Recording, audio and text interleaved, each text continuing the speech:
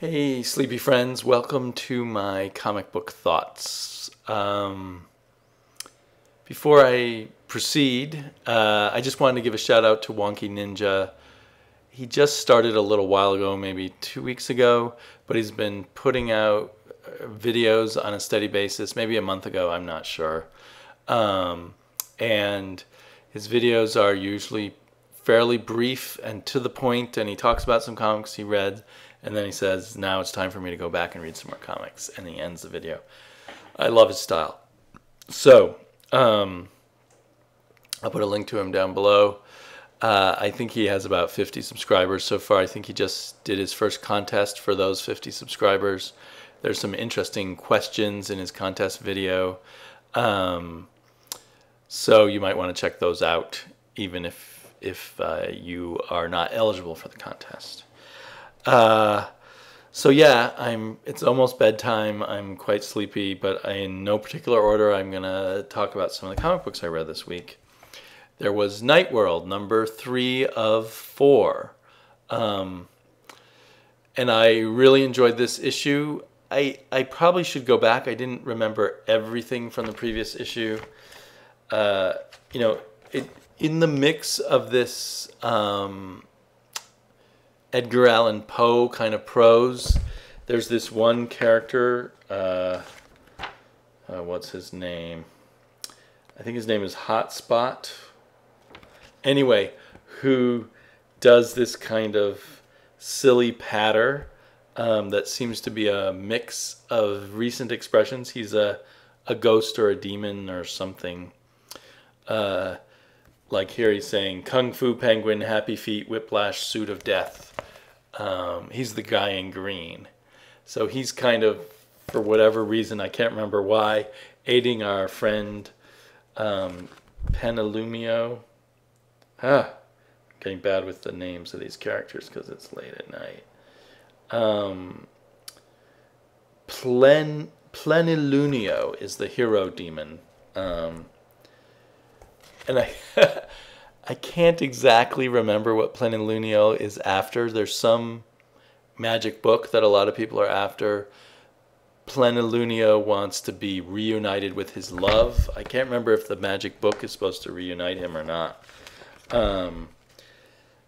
So yeah, I should go back and read the whole thing. And as you may remember, this is the book that's very much Kirby homage with this mostly Edgar Allan Poe style story, but clearly they feel free to mix styles and idioms together, and it's kind of turning into a fun mash of things. Now there is kind of the hope that if it sells well, they'll do more. Hopefully more miniseries. Like this doesn't feel like a big ongoing series, so I could imagine a lot of shorter stories rather than something with a really long arc to it. There's a certain silliness here and retro goofiness that's fun, but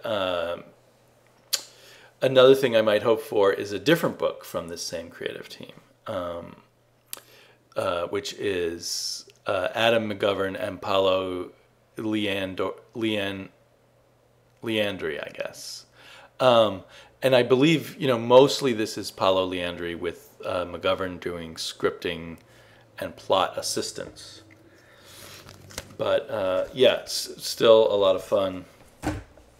Next on my stack here is Swamp Thing, which featured Alec Holland, the Swamp Thing, meeting up with basically I think here it's being presented as getting close to being an avatar of machines, but what it really is so far is basically all the machines in the world networked together have become self-aware to an extent, calling themselves calculus and wanting or claiming to want to serve Alec Holland just to take care of business for him so he can go out and do whatever he wants with his life, while calculus sort of serves as the as the sort of bureaucracy of the green for him, like what's the word, when you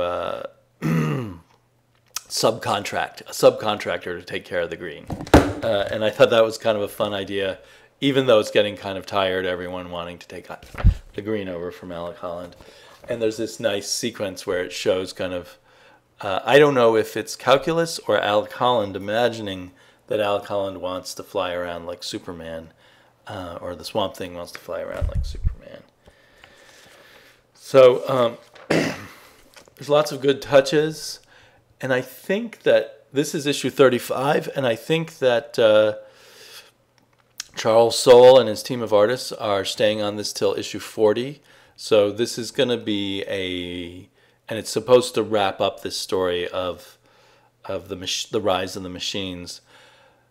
So this could be quite a meaty story before Charles Soule leaves, presuming he's really focused on it and not completely distracted by his move over to Marvel Comics.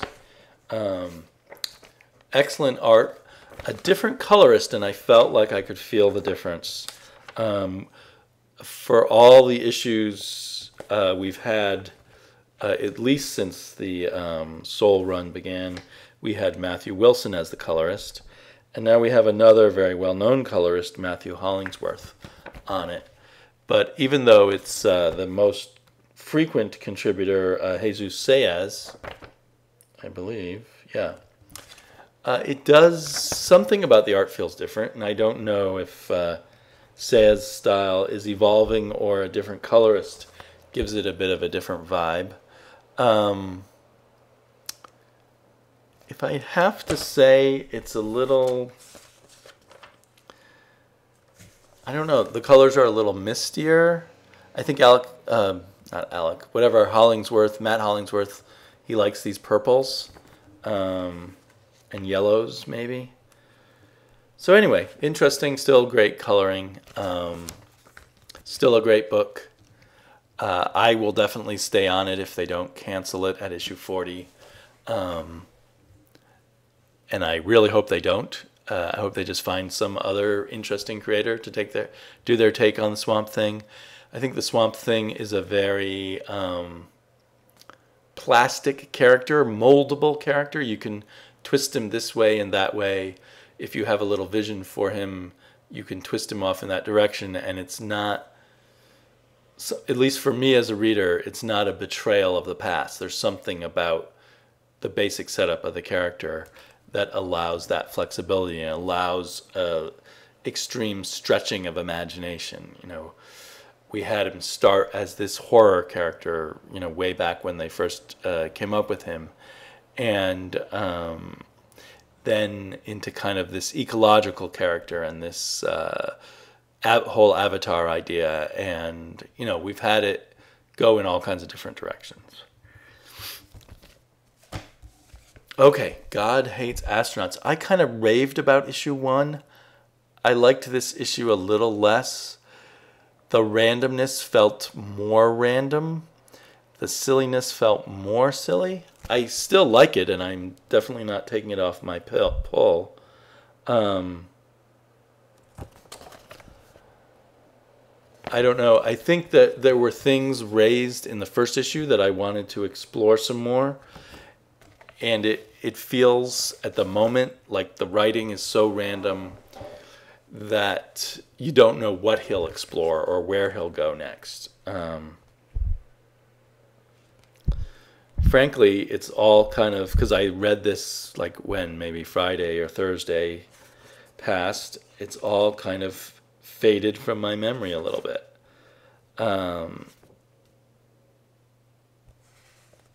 Yeah, can't remember. So that's not a good sign, is it? Still packed with stuff, a lot of fun. I don't know. It's up to you whether you want it, of course. This really is random in the ordering of things. Futures End, New 52, number 22. 21 was kind of a break from the pattern of the first 20 issues, where suddenly we got a big sort of information dump. We got a lot of backstory and fill-in, and it was more telling than showing.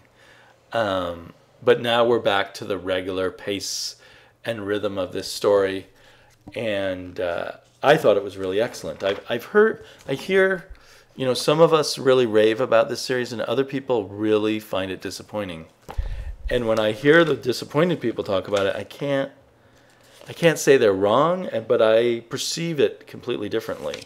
There was this stuff with the return of, or what's her called? Not Venom. Starts with a V, the old... Now I feel like an idiot. Anyway, these characters haven't shown up very much. It was hard to remember much about them. But the rest of it was really good. I just felt like the whole thing is developing. It still remains one of my favorite of the mainstream books. It's really weird, though, especially after last issue. I have no desire to get the companion book, World's End, because I feel like I know what's going to happen to Earth 2. I feel like the Earth 2 story's already over, and why do I want to sort of go back and get the fill in every little detail of the story that I already know? Unless there's some twist, some difference, so that it will make a difference if I read World's End. I really don't know. There's a really cool, at least new to me, version of Brainiac in here. I don't want to show it to spoil it. And we don't learn much about that new version of Brainiac. Presumably we will next issue. I'm trying to think. I don't want to give away stuff, but I still think this is going to be a fantastic read in trades. I still enjoy it a lot. Other people haven't, but other people have. Some people have really loved it. I wish I could say more about it without sort of going blow by blow or spoiling things. It feels like it raises a lot of questions and issues about superheroes, but without being postmodern, without being deconstructive of superheroes. Just creating a lot of different interesting moral situations and stuff, and different ways of examining the roles of superheroes. So I really like that. Wonder Woman. This is the penultimate issue for basically 35 plus, because I feel like the 0 issue played into this, and maybe even one of the Villains Month issues played into, is really part of this story. Everything that Brian Azzarello has written about Wonder Woman, it continues to be marvelous. The characters still have surprises in them in this penultimate issue. It is kind of the big battle, and big battles are always a little weaker to me than the build-up to them. But as big battles go, this is really good and full of surprises.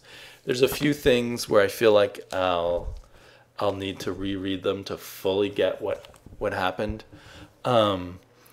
There's kind of a doubling back with Hera, the wife of Zeus and the vengeful goddess, who was made mortal and learned to be better, and now she's immortal again, and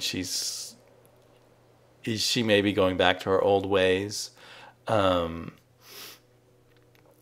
That somehow I found that a little distracting from the rest of the story. Like I felt like we'd already dealt with Hera, and I didn't really enjoy just seeing her backslide like that.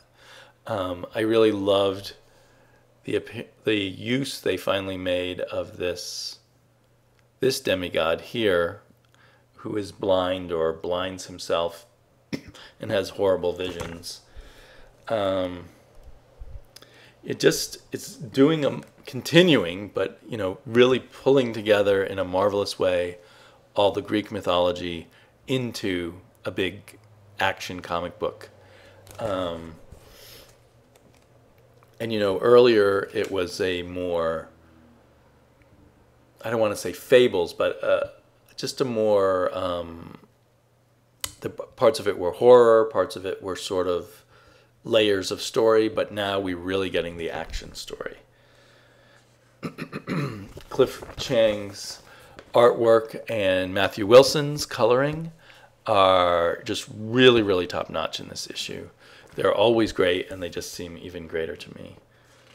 So really loving this, thinking that in trades, or for me reading back the singles, perhaps someday buying the Absolute Edition, this really can be sort of a classic, enormous Wonder Woman story. Many of us have seen Reader 1717's critiques of this, and I feel her critiques are valid, and yet I still really love this run. And I think what bothers her about this continues throughout, and in this issue is highlighted, where the importance of male figures in Diana's life is as obvious as the importance of female figures. So, it takes a village, or it takes a whole group of people, a community of people, to deal with the problems in this story. It's not just Diana solving the problems, or Diana and some women solving the problems. Is that good or bad? Depends entirely on the context within which you view Wonder Woman, I think. Alex and Ada, I've loved this series from the first issue. There's never been an issue that's let me down. This issue really took everything we've built up to so far and really used it in knocking the story into a new place. It's almost, if this is the beginning of Act 2, I don't know if that's the case. I've heard it's supposed to, someone told me it's supposed to be 15 issues, in which case this is more like Act 3, I guess, because it's issue number 9. But anyway, there's definitely a shift here, but it works. It stays true to what came before while being different. Ada gets into trouble. That makes all kinds of sense. It's not pushed too far, not made too extreme. I don't feel manipulated by the story or anything like that. The artwork remains, as always, very consistent. The writing, artwork, coloring, everything is just endlessly consistent in here. It's kind of for me, one of the ideal indie books that it seems like you can always depend on. So I'll be really happy if it's more than 15 issues. Although clearly it feels like a novel. It feels like it will come to an end. Hopefully not. I'm hoping for a happy ending. I guess that's... It certainly would earn an unhappy ending, a tragic love story. I do feel it's a love story, even though they haven't made their love connection fully yet, anyway.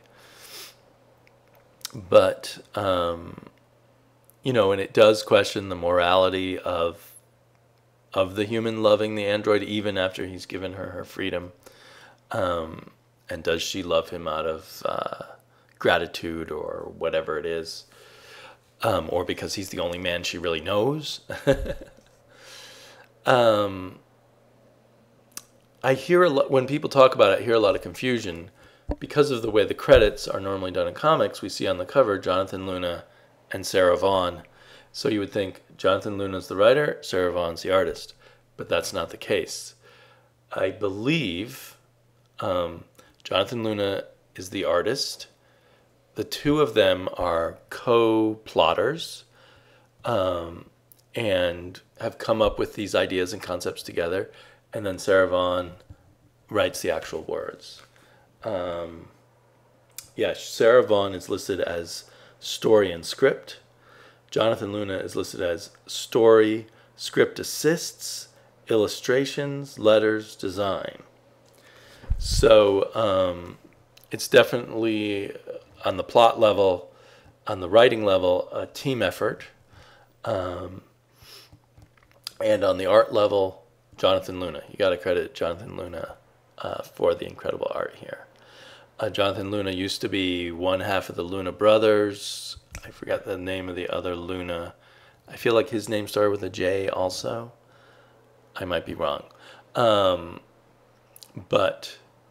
I don't know if when the Luna brothers worked together, if Jonathan Luna always was the artist also, or I don't know.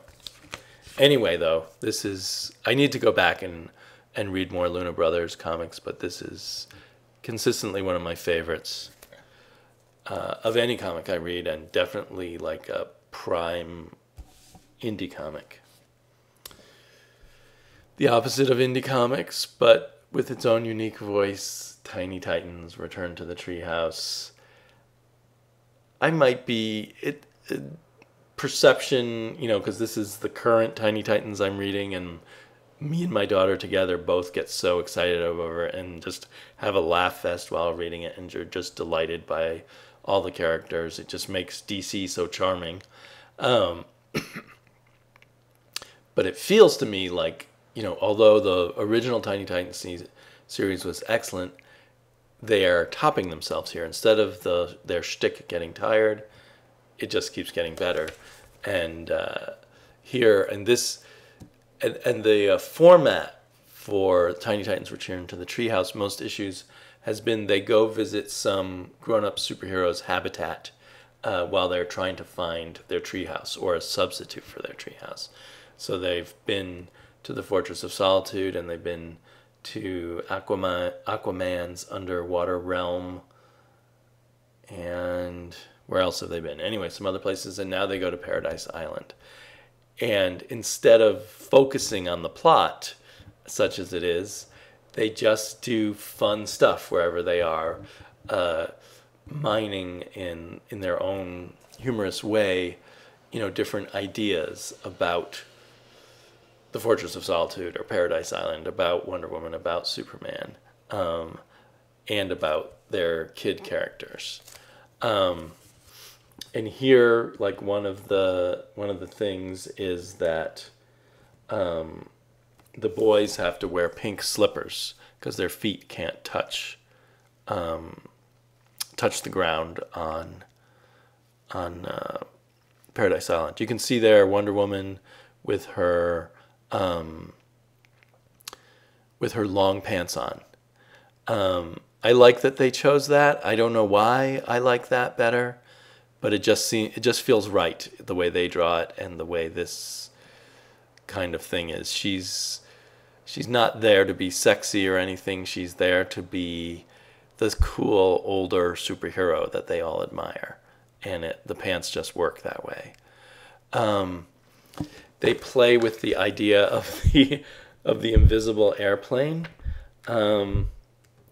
So the evil cheetah and her assistant come and paint the invisible airplane with camouflage paint, and then no one can see it.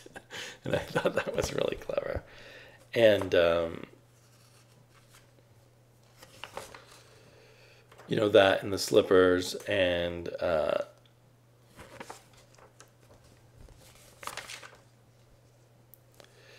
Trigon comes and attacks, and the big issue with him is he needs to wear the pink slippers too.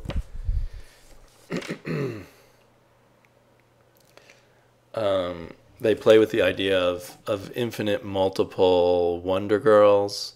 I don't know. They just play with all these ideas. I'm getting sleepy again and I can't think. But I just like the way they take all these ideas and it's so playful. My God, I've gone for 24 minutes already. So, because I have this new, completely failed idea that I should do shorter videos, like Wonky Ninja does nice short videos, 5-7 minutes. I don't know why I can't do that. Part of it is that I'm covering too many books. Part of it is that I'm just sleepy and drift around. I really liked the fade out. I know this print material is bonus material for us magazine buyers, and I really appreciate Ed Brubaker doing that, but I'm in the comic book frame of mind, and I really don't feel like stopping and reading the prose. I just move on to the next comic book. but I love the story in here. It's so great that they use the sequential medium to tell a story that has no fantastical elements, no big action scenes. It's a lot of emotion. It's very melodramatic, in fact, with sad drunks and people trying to get over the death of this movie starlet, each in their own way. And it's interesting to try to figure out what the relationships of all the people are, and you totally feel their relationships are totally there, but we're slowly unpeeling the onion. There's a nice looseness to Sean Phillips' artwork. There's the coloring really shifts scene by scene for what's needed emotionally to really convey things. I do think it's a shame that they don't put the colorist's name on the cover. Most image books do. They often even put the letterer, although in this case Sean Phillips is his own letterer. And yeah, the colors are by Elizabeth Breitweiser. I guess in interviews I've heard her called Betty Breitweiser. But anyway, they ought to put her on the cover. She really is an integral part of the way it works. Like here's an example of a very different coloring scene in The Funeral, where there's just kind of splashes and swashes of color. And there's also something about the color that really helps evoke the early 50s or late 40s. I think this is the early 50s. Whenever the McCarthy era was. The colors add to the evocation of the era, along with the evocation of the different emotions. It seems like a very clever balancing act color-wise to get the era and to get the emotions and somehow work with both of those. Here's another example in this scene where the drunk and his friend are having a fight, and what is being done with the colors. Just really, you feel like different kinds of spotlights and lighting. It's like she's a lighting director, and she's doing, with different scenes, she's doing different experimental things with the lighting in her movie. Only it's not a movie, it's a comic book. But given that this is all about movies, that feeling of a lighting director is even more appropriate.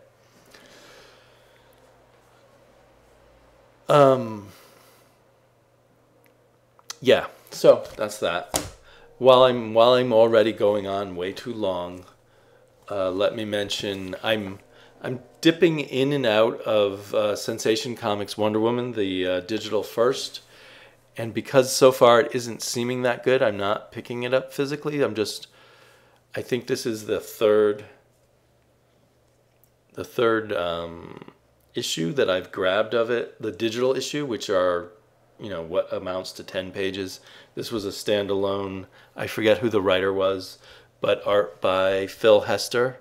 And it definitely had like a feeling of Wonder Woman being done like Batman 66 in a way, with a certain, maybe a little more underplayed, but a certain kind of purposeful campiness.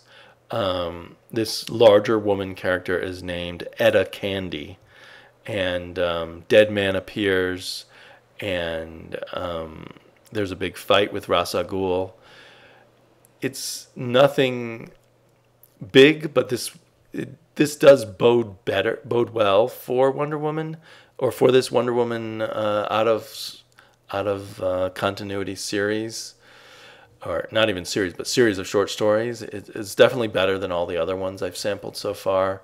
I assume it'll be coming out in next month's physical copy. It is interesting that the villains are, the villain is Ra's al Ghul. I don't know if Wonder Woman has a history with him. But they continually emphasize in this that Wonder Woman doesn't feel she needs help from Dead Man, that she likes to do things herself. I mean, she and Dead Man kind of make their peace with each other by the end, but she's an independent hero who, is not asking for help. And I don't mean that in a condescending way.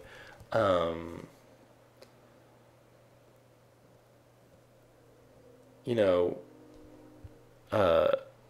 as it doesn't come off condescending in the story. It sounds a little condescending the way I just said it, but I didn't mean it that way. There's a Ras Al Ghul scene. It is like a children's story. It's good and evil. There's no shades of gray. Although there is a question, a little bit of a heavy-handed moral about accepting more than one belief. So Wonder Woman has her own beliefs about souls and the afterlife, and Dead Man represents a different set of beliefs about souls and the afterlife, just randomly showing pictures. So, that's kind of fun to explore, but as I said, not subtle, kind of heavy-handed.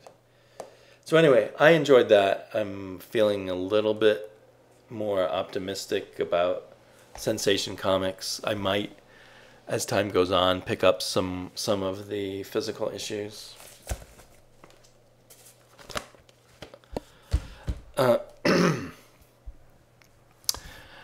I've mentioned on Twitter that I'm doing a little bit of double dipping, but kind of reverse of what might be the normal process.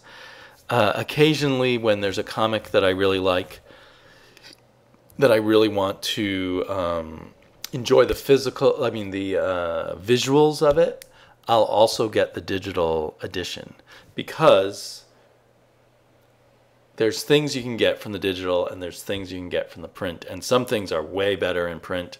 Some things are a bit better in digital. More, frequently it's 50-50.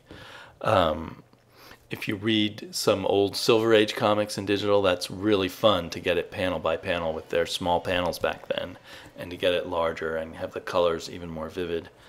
I got the first issue of the Fade Out digitally just now so that I can enjoy the artwork.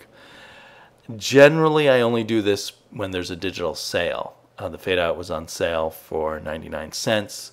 There's a whole bunch of Image comics right now on sale for 99 cents on Comixology or on the Image app. And that's also really handy as a way to read the first issue or two digitally for 99 cents. And if you like it, go buy the trade. So I've done that a number of times before when they had sales on things.